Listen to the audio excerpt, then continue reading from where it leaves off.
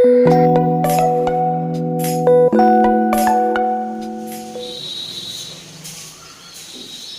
हैं सभी प्यारे छात्र और छात्राएं? अच्छे हैं? चलिए आप स्वस्थ रहें। जो बच्चे क्लास में हैं वो कैसे हैं सब?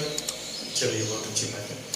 चलिए मैं आपका अपना टीचर गुरशेर गौड़, आज मैं आप लोगों के लिए विषय भारतीय इतिहास और टॉपिक आप लोगों को पता है हमारा मध्यकालीन भारत में दिल्ली सल्तनत टॉपिक चल रहा है।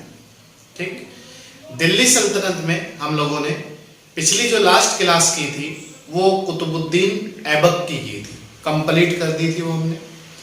आज उसी चीज को आगे बढ़ाते हुए आज हम इल्तुतमिश से संबंधित जो भी एग्जाम में महत्वपूर्ण इंफॉर्मेशन है या क्वेश्चन बन सकते हैं या एग्जाम में बने हैं या फिर बनने की पॉसिबिलिटी है, वो सब चीजें हम आपको आज इल्तुतमिश से संबंधित कंप्लीट करा देंगे। और इसके बाद नेक्स्ट जो हमारी क्लास होगी आप पढ़ लेना किसी भी बुक से, वो होगी रजिया सुल्तान पर। ठीक है, एक एक चीजों को हम, एक एक टॉपिक को हम, एक एक व्यक्ति को हम इस तरीके से इंपोर्टेंट लेके चल रहे हैं जिस तरीके से उसी से सारा एग्जाम में हमारे क्वेश्चन बनता होगा। ठीक है, तो आइए देखते हैं। टॉपिक है हमारा इल्तुतमिश और विषय है हमारा इतिहास दिल्ली सल्तनत। ठीक है, इल्तुतमिश कुतुबुद्दीन ऐबक जो था वो मोहम्मद गोरी का गुलाम था, गुलाम वंश इसीलिए कहा जाता है। कुतुबुद्दीन ऐबक की मृत्यु के बाद रुकनुद्दीन फिरोज गद्दी पर बैठा था तुरंत। रुकनुद्दीन फिरोज ने मात्र 8 माह तक ही शासन किया था। उसे हटाने के बाद इल्तुतमिश तुरंत गद्दी पे बैठा था। ठीक है, ये इसका बैकग्राउंड है। तो आइए इल्तुतमिश के बारे में हम जान लेते हैं। इल्तुतमिश 1211 ईस्वी में दिल्ली की गद्दी पर बैठा था, क्योंकि 1206 से 1210 ईस्वी तक जो है कुतुबुद्दीन ऐबक का शासन काल रहा है। ठीक है, तो 1211 में इसलिए बैठा था। एक वर्ष बाद अगर आपके माइंड में कोई क्वेश्चन चले, जो रुकनुद्दीन फिरोज था उसने मात्र 8 माह तक शासन किया था 1210 के बाद, तो लगभग 4 महीने की औपचारिक प्रक्रिया के बाद ये 1211 ईस्वी में गद्दी पर बैठ गया था। ये आराम शाह की हत्या करके गद्दी पर बैठा था। कौन? इल्तुतमिश। किसकी हत्या करके? आराम शाह की हत्या करके दिल्ली की गद्दी पर बैठा। इल्तुतमिश तुर्किस्तान का था, तुर्किस्तान क्षेत्र से आए थे भारत में। तो तुर्किस्तान का इल्बरी तुर्क कबीले से था। ये जो तुर्कमेनिस्तान वगैरह है इस क्षेत्र से था। तो ये इसका जो वंश था या इसका जो कबीला था वो था इल्बरी तुर्क कबीला। ठीक है, से थे। और ये ऐबक का दामाद और गुलाम था। कुतुबुद्दीन ऐबक जो थे इसके ससुर थे, उनका ये दामाद था और उनका ये गुलाम भी था, सैनिक था। ठीक, ऐबक की मृत्यु के समय यह बदायूं क्षेत्र का गवर्नर था।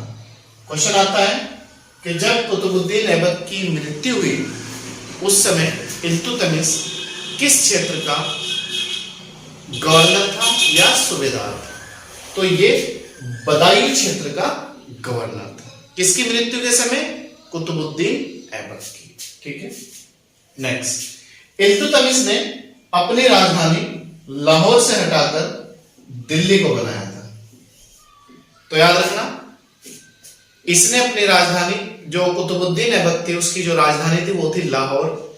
इसने लाहौर से परिवर्तन करके, स्थानांतरित करके या हटाकर अपनी राजधानी दिल्ली लाया था। क्यों लाया था दिल्ली?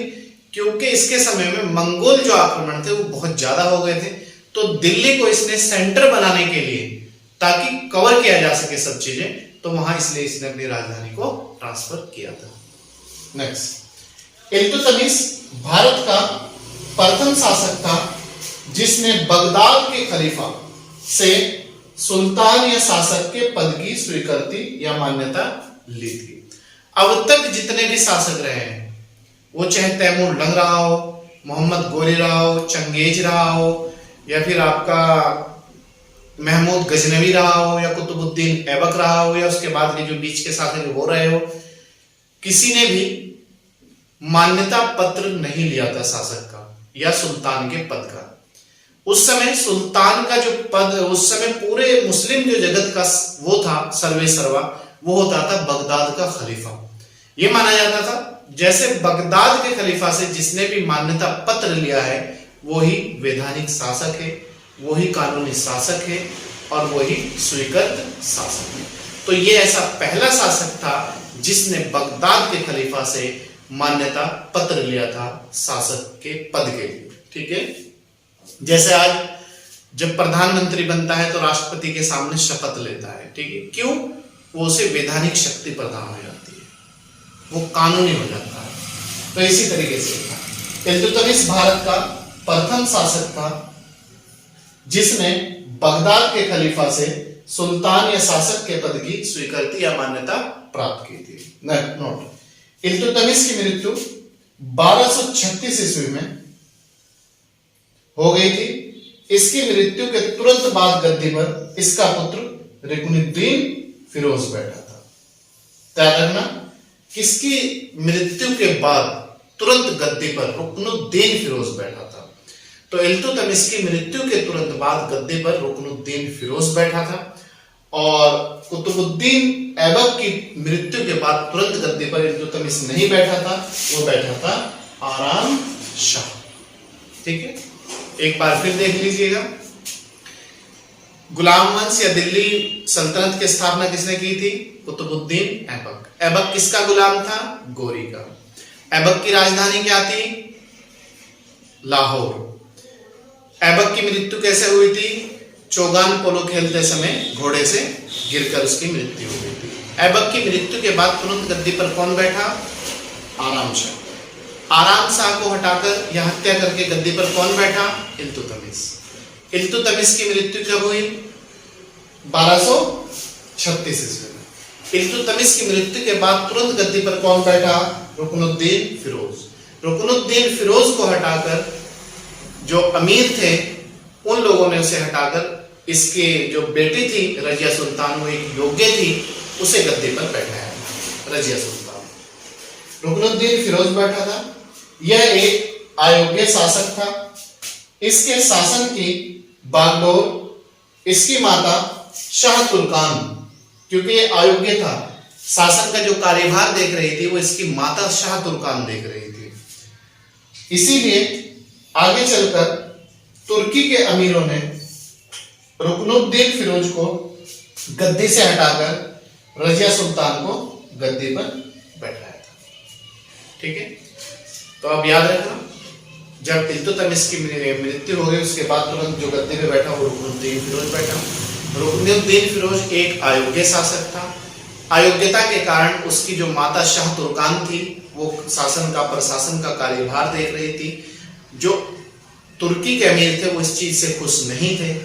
उन्होंने शासन का जो बागडोर है या शासन की जो शासिका है वो रजिया सुल्तान, जो इल्तुतमिश की बेटी थी, वो योग्य थी, उसे उस पद पर नियुक्त किया था। प्रथम मुस्लिम शासिका थी रजिया सुल्तान, शासक बनने वाली। ठीक है, इसके बारे में फिर मैं आप डिटेल में बाद में बताऊंगा। इल्तुतमिश द्वारा कराए गए महत्वपूर्ण कार्य, जैसे इसने दिल्ली में स्थित कुतुब मीनार का निर्माण करवाया था। क्यों करवाया था? क्योंकि कुतुब मीनार का जो कार्य शुरू किया था वो कुतुबुद्दीन ऐबक ने किया था। कुतुबुद्दीन ऐबक की बीच में ही मृत्यु होने के कारण उसे जो पूरा कराने का जो श्रेय जाता है वो इल्तुतमिश को जाता है। इल्तुतमिश ने शुद्ध अरबी में सिक्के चलाए थे जिन्हें चांदी का टंका और तांबे का जीतल होता था। याद रखना, इल्तुतमिश ने शुद्ध अरबी भाषा में सिक्के चलाए थे जिसमें चांदी का टंका होता था और तांबे का जीतल होता था। इल्तुतमिश ने इक्ता प्रणाली का गठन किया था। याद रखना, भारत में इक्ता प्रणाली की शुरुआत करने वाला पहला शासक कौन था? क्वेश्चन बार बार आता है एग्जाम में, वो था इल्तुतमिश। तमिश। ठीक है, इल्तुतमिश ने पहली बार दिल्ली के अमीरों का दमन किया था। दिल्ली के अमीर बहुत ज्यादा इंटरफेयर करने लगे थे शासन प्रशासन में, तो उनका इंटरफेयर कम करने के लिए इसने पहली बार दिल्ली के जो अमीर थे उनका दमन किया था।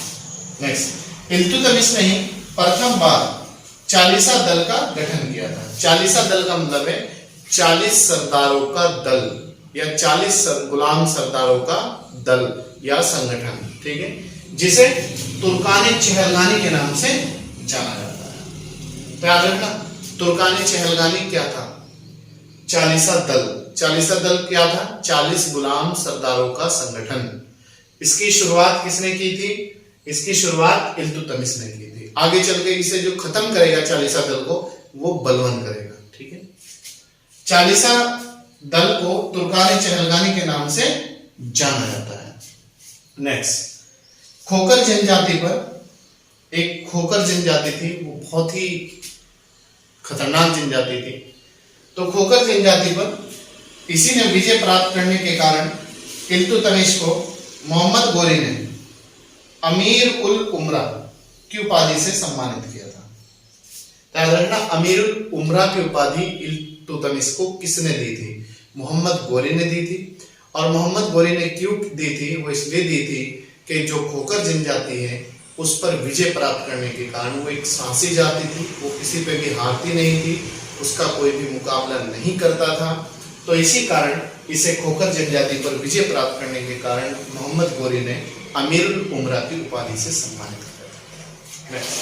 इल्तुतमिश भारत का प्रथम शासक था जिसने दोआब का मतलब है गंगा और यमुना का जो क्षेत्र है उसका जो पहली बार इंपोर्टेंस समझा था, वो इल्तुतमिश ने ही समझा था कि ये आर्थिक महत्व की दृष्टि से मोस्ट वेरी वेरी इंपोर्टेंट क्षेत्र है और इसमें अगर कोई खेती की जाए या कुछ उगाया जाए तो इसमें बहुत ही अच्छी पैदावार हो सकती है। तो दोआब की कर वृद्धि, दोआब के क्षेत्र का आर्थिक महत्व समझने वाला भारत का पहला शासक इल्तुतमिश था। ठीक है, तो दोस्तों ये थी आज की हमारी इल्तुतमिश की क्लास। जो इंपोर्टेंट तथ्य थे, जो इंपोर्टेंट फैक्ट थे प्रीलिम्स एग्जाम की दृष्टि से या ग्रुप सी या कुछ भी एग्जाम एसएससी बैंक रेलवे जो बन सकते हैं वो ये है। बाकी इससे ज्यादा डीप अगर हम जाएंगे तो वो आपका मेंस का पोर्शन हो जाएगा। तो आप इसे इल्तुतमिश से संबंधित यही सब चीजें इंपोर्टेंट है, आप इसे बहुत अच्छी तरीके से पढ़ें। और कोई पॉइंट अगर आपके समझ में ना आए तो आप कमेंट बॉक्स में हमें कमेंट करके भी पूछ सकते हैं और आप लोग डायरेक्ट कॉल भी कर सकते हैं। और आप लोगों का वेलकम है, हार्दिक स्वागत है। आप लोग अच्छी तरीके से पढ़े, कंटिन्यूटी के साथ पढ़े। कोई समस्या है तो हम आपकी सेवा में 24 घंटे तत्पर। चलिए, मैं आपका अपना टीचर रुचिर गौड़। अगर आप हमारे YouTube चैनल पर नए हैं तो सब्सक्राइब कर लीजिएगा, लाइक और शेयर जरूर कीजिएगा। और अगर पुराने हैं तो कंटिन्यूटी के साथ बने रहिएगा और ज्यादा से ज्यादा लोगों को जोड़ने का प्रयास करिए। चलिए, थैंक यू।